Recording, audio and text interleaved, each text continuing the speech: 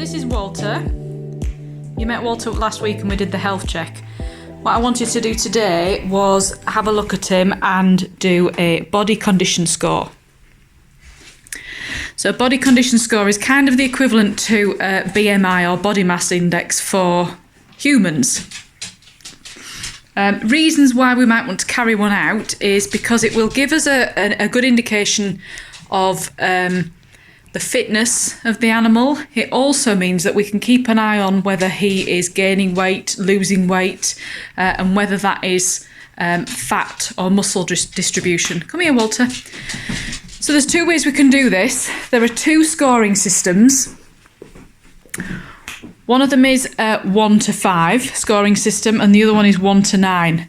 Now what most vets tend to use is a 1 to 9 scoring system because that will give them smaller parameters to measure whether the dog is gaining or losing weight, which can be quite useful.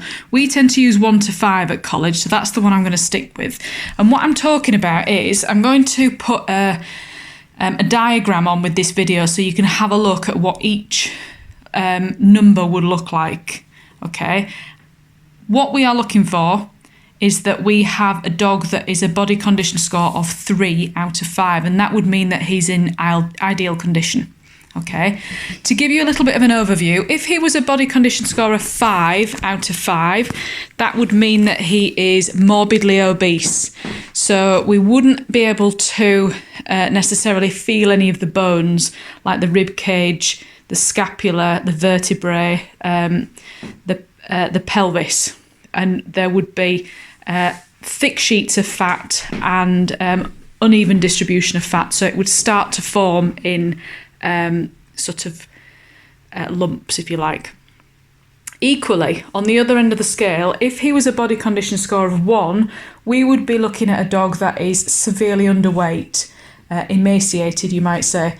So that would be little or no body fat, poor muscle definition, and very, very prominent bony areas. All right. So there are several things that we can look at. What we can do while he's laid down, I'm going to take advantage of this, is that we can have a look over the top of him. So this is like bird's eye view. So what I want to see is that he has got a waist. All right. We don't just want a sausage shape all the way along the top. Okay. So what you can see here, if I move my hands down his side, is we've got this indent here. We've got an indentation. So that's a good sign. So I'm happy about that. The other thing that we can have a look at while he's positioned there is I'm going to palpate down his back. So you'll see it's really important that I'm using my hands, all right? And I'll explain why in a second. So if I can feel down his vertebrae here, you can't see them, but I can feel individual bones there, okay, of his vertebral column. So that's a good sign. That's what we want, okay? So as I was saying, it's not really enough to look at a picture of a dog. You can't condition score a dog accurately from a picture or a video. That's why I need to get my hands on. So we're feeling for fat distribution, muscle definition, bony prominences, and so on. So the other thing that I'm going to look at is, if you can see this line down here, this is the scapula. Okay, so that's the line of the shoulder blade. All right. Now I can feel that bone. All right, it's quite defined. The point of the shoulder is that front here, but it's not prominent. The skin is not tight over that bone. That would indicate that the dog would be underweight, so I'm not worried about that. And I can feel the lines of the different muscle groups along here, so that's good as well. So it indicates he's got a certain level of fitness. Okay, this is another good angle. So when we looked from over the top, we wanted to see that he had a waist, that he had an indentation. And the other thing that you can look for, if you follow the line along here, we've got what's called an abdominal tuck. So he's got clear definition in front of his hip bones, which is another good sign. So I palpated along the scapula or along the shoulder blade. I've been down the vertebral column. The other thing I want to feel for, that I don't necessarily want to see on this breed of dog, are the ribs.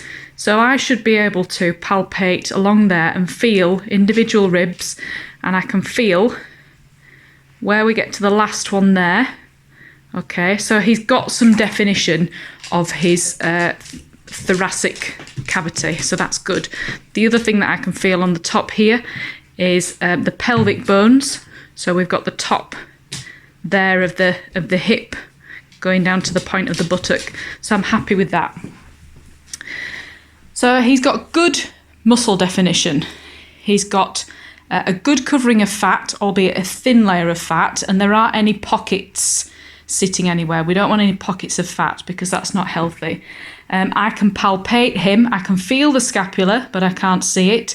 I can feel the individual vertebrae and the pelvis, so that's good. So I would be happy with him as he is.